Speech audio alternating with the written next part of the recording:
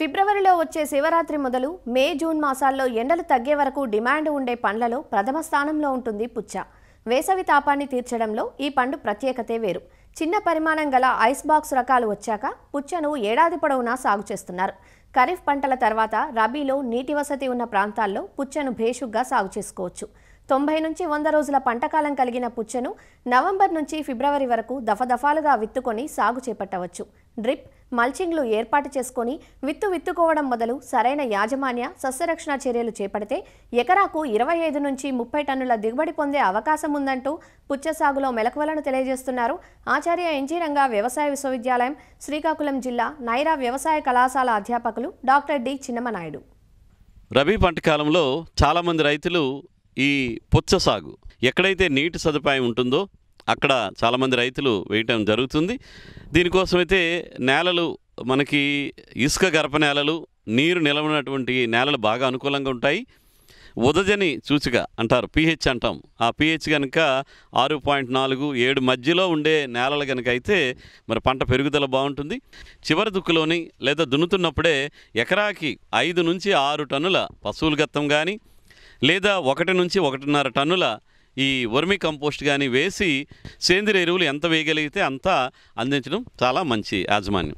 మరి రకాల విషయానికి వస్తే అర్కా మానిక్ అని చెప్పేసి మనకి IIHR బెంగళూరు నుంచి విడుదలైనటువంటి రకం తెల్లని పచ్చని చారలతో కాయ ఉంటుంది. ఒక 6 నుంచి 8 కిలోల వరకు కూడా ఒక కాయ బరువు తూగుతుంది. మన ఎకరానికి చూసుకుంటే దిగుబడి పరంగా ఒక 60 నుంచి 70 క్వింటాల వరకు కూడా దిగుబడి వస్తుంది. అదేవిధంగా నల్ల తొక్క ఉండేటువంటి రకాలు మనకు చూస్తే షుగర్ బేబీ అని చెప్పేసి ఒక రకం ఉంది. ఇదేంటంటే గుండ్రంగా ఉంటాయి కాయలు, కాకపోతే కాయ బరువు తక్కువ ఉంటుంది, 2-3 కిలోల వరకే ఉంటుంది. మనకి ఇందులో కాకపోతే ఈ షుగర్ బేబీలో చక్కెర శాతం ఎక్కువ ఉంటుంది. అదేవిధంగా షుగర్ బేబీ రకం ఏంటంటే ఎట్టి పరిస్థితులు కూడా పగలదు. వాళ్ళ ప్రాంతానికి మార్కెట్కి ఏ కాయలు రకాలు, ఏ పుచ్చ రకాలు కానీ హైబ్రిడ్స్ మనకు అనుకూలంగా ఉంటాయో అలాంటి హైబ్రిడ్స్ని ఎంపిక చేసుకుని వాళ్ళు వేసుకోవచ్చు. విత్తనం మోతాదు విషయం చూసుకుంటే మనకు సుమారుగా 600 నుంచి 800 గ్రాములు విత్తనం ఒక ఎకరానికి సరిపోతుంది. ఇకపోతే కనుక పొలం తయారు చేసేటప్పుడు వేసే విధానంలో చూసుకుంటే మనం బోధులు కాలువల రూపంలో తయారు చేసుకోవాలి. ఒక 2.5 మీటర్లు వదిలేసి 60 సెంటీమీటర్ల వెడల్పు కాలువలు చేసుకోవాలి. కాలువలు చేసుకొని కాలువలకు ఇరువైపులా కూడా మనం ఈ విత్తనానికి అంటే కాలువలో ఉన్నటువంటి వరుసల మధ్యలో మనకి ఒక్కొక్క విత్తనానికి 50 సెంటీమీటర్లు అంటే 1/2 మీటర్ దూరంలో ఉండేటట్టు ఒక్కొక్క విత్తనాన్ని నాటుకుంటూ వెళ్ళిపోతే సరిపోతాయి. రకాలైతే 2-3 విత్తనాలు పెట్టండి. అదే హైబ్రిడ్ అయితే ఒక్కొక్క విత్తనం పెట్టుకున్నా కానీ సరిపోతుంది. ప్లాస్టిక్ మల్చి వాడి కూడా పుచ్చ సాగు చేసుకుంటే మనకు చాలా విధాలుగా కలుపు సమస్య కానీ, నీటి యాజమాన్యం కానీ ఇలాంటి ఇబ్బందులు ఏమీ లేకుండా ఉంటాయి. కాబట్టి మరి దిగుబడి కూడా ఎక్కువగా వస్తున్నట్టు గమనిస్తున్నాం. ఒకవేళ కాలువల పద్ధతిలో వేసినప్పుడు ఈ కలుపు సమస్య ఉంటుంది కాబట్టి దానికోసం 1 లీటరు పెండిమిథిలిన్ అనేటువంటి కలుపు మందుని 200 లీటర్ల నీటికి కలిపి మనకు విత్తనాలు ఎట్లయితే పదునులోనే విత్తనాలు వేయటం జరుగుతుంది. కాబట్టి ఆ సమయంలో కనుక మనం పిచికారీ చేసుకుంటే తగ్గిపోతుంది. మనకి 1 ఎకరానికి చూసుకుంటే కనుక 40 కేజీలు నత్రజని అంటే సుమారుగా 90 కేజీల వరకు యూరియా, అదేవిధంగా 32 కేజీల వరకు భాస్వరం పడుతుంది. మనకు 16 నుంచి 20 కేజీలు అంటే పొటాష్ అవసరం వస్తుంది. ఈ భాస్వరం ఎరువు ఏదైతే ఉందో అది చివరి దుక్కులోనే ఒక 4 బస్తాల వరకు సింగిల్ సూపర్ ఫాస్ఫేట్ వేసేసి కలిగి దున్నుతాం. తర్వాత మనకు మొత్తం కావాల్సిన యూరియాని 3 భాగాలుగా చేసుకొని మొదటి భాగం విత్తనం విత్తేటప్పుడు, రెండో భాగాన్ని 25-30 రోజుల సమయంలోని, మూడో భాగాన్ని 50-60 రోజుల మధ్యలో ఈ 3 దఫాలుగా వేసుకుంటాము.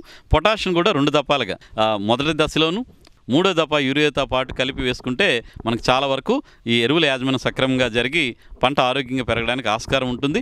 ఈ పోషక యాజమాన్యంలో భాగంగా ఈ కాయలు పగలకుండాను, అదేవిధంగా ఆడపూలు ఎక్కువగా రావడానికి ఇంకా పూత మొదలవుతున్నప్పుడే అంటే 35 రోజులు 40 రోజులకి ఈ బోరాక్స్ పౌడరు లేదా బోరాన్ సూక్ష్మ పోషక దాచుకొని 2 నుంచి 3 గ్రాములు 1 లీటర్ నీటికి కలిపి మనం పిచికారీ చేసుకోవడం వల్ల ఆడపూలు ఎక్కువగా వస్తాయి. తద్వారా మనకి ఎక్కువ ఫలదీకరణం జరిగి దిగుబడి రావడానికి ఆస్కారం ఉంటుంది. ఎక్కడైనా సూక్ష్మ ధాతు లోపాలు ఉంటే అంటే ఆకులు పసుబారిపోవడం కానీ, ఆకులు గిడసబారిపోవడం ఇలాంటి లోప లక్షణాలు కనిపిస్తే ఏదైతే సూక్ష్మ పోషక మిశ్రమాలు అది 3 నుంచి 5 గ్రాములు కలిపి అవసరం మేరకు సూక్ష్మ పోషకాలని అందించుకోవచ్చు. పుచ్చ పెరుగుతున్నప్పుడు కొనలు బాగా పెరిగిపోతుంటాయి. అలా పెరుగుతున్నప్పుడు 1 మీటర్ లెంగ్త్ వచ్చిన తర్వాత పైన ఉన్నటువంటి చిగురులను కనుక మరి చిక్కితే పక్క కొమ్మలు ఎక్కువ వచ్చి దిగుబడి బాగా పెరుగుతుంది.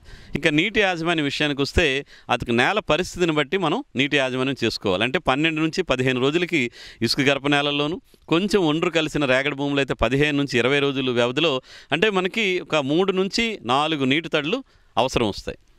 అదే డ్రిప్ ఇరిగేషన్, అక్కడ అవసరాన్ని బట్టి డ్రిప్ ఎన్నిసార్లు ఆన్ చేయాలి అనేది వాళ్ళకి రైతులకి ఒక అనుభవపూర్వకంగా మట్టిని బట్టి మొక్క వాడుతుంటే కనుక డ్రిప్ ఆన్ చేసుకొని మనం ఎరువులు నేరుగా ఇచ్చే ఎరువులను కానీ లేదా నీటిలో కరిగేటువంటి ఎరువులు చాలా ఉన్నాయి, మనం ఈ డ్రిప్ ద్వారా అందించుకొని మనం ఎరువుల యాజమాన్యాన్ని సక్రమంగా చేసుకోవచ్చు.